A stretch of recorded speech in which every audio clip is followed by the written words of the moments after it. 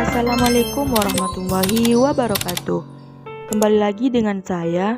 Di sini saya akan membedah cerpen yang berjudul Robohnya Surau Kami, karya A.A. Nafis dari unsur intrinsik prosa fiksi dengan teori struktural genetik. Selanjutnya, adapun unsur intrinsik prosa fiksi yang pertama tema. Menurut Sumarjo 2009, tema adalah bagian yang sangat penting dalam suatu cerita karena tema sangat menentukan berkembangnya suatu cerita. Yang kedua, amanat. Menurut Kokasih 2006, amanat ialah pesan yang disampaikan pengarang terhadap pembaca melalui tulisan-tulisannya, agar pembaca tersebut bisa menarik kesimpulan dari apa yang telah pembaca sampaikan. Yang ketiga, gaya bahasa.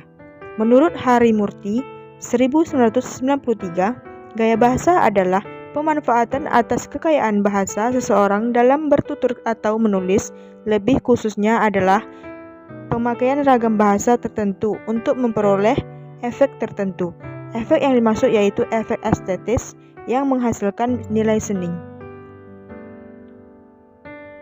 Baik, di sini saya akan menentukan unsur intrinsik prosa fiksi yang berdasarkan tema, amanat, dan gaya bahasa dari cerpen Robohnya Surau Kami karya A.A. Nafis. Yang pertama, tema.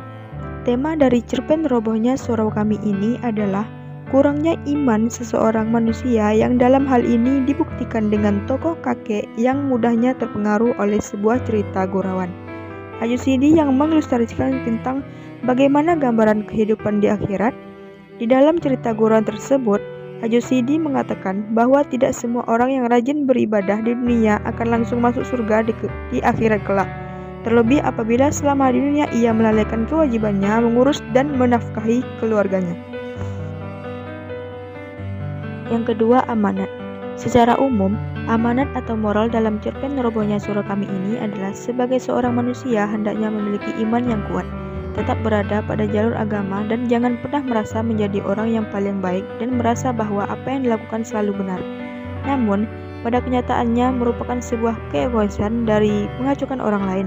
Seperti halnya dalam cerita ini, kakek dan Haji Saleh, dua tokoh yang merasa apa yang dilakukan di dunia hanya menyembah Tuhannya. Taat beribadah merupakan sesuatu yang sangat baik, padahal hal tersebut malah membawa mereka ke jalan neraka. Hal ini dikarenakan kedua tokoh tersebut beribadah hanya untuk dirinya sendiri, tanpa memperdulikan kesejahteraan keluarga, bahkan menelantarkan mereka dan menganiaya dengan kemiskinan. Selanjutnya, gaya bahasa. Gaya bahasa dari cerpen Robohnya Surau Kami ini dilihat dari judul saja sudah mampu menunjukkan gaya bahasa sebuah simbol yang akan diungkapkan makna di baliknya. Robohnya Surau Kami dari judul ini yang menjadi simbol adalah kata surau. Surau merupakan tempat manusia khususnya umat muslim beribadah seperti sholat, mengaji, dan lain-lain. Ketika seseorang lebih sering melakukan ibadah tempat ini ataupun disebut juga surau masjid, maka secara tidak langsung akan diibaratkan seseorang yang sangat kuat imannya, taat pada perintah Tuhan, dan rajin beribadah. Dari judul tersebut menunjukkan tingkat keimanan dan ketakwaan manusia terhadap Tuhannya. Namun, keimanan dan ketakwaan tersebut telah runtuh, jatuh, dan tidak dapat bertahan lagi. Robohnya yang dimaksud bukannya roboh dalam keadaan fisik, melainkan tata nilai dari keimanan dan ketakwaan manusia itu. Baik, sekian penyampaian materi dari saya.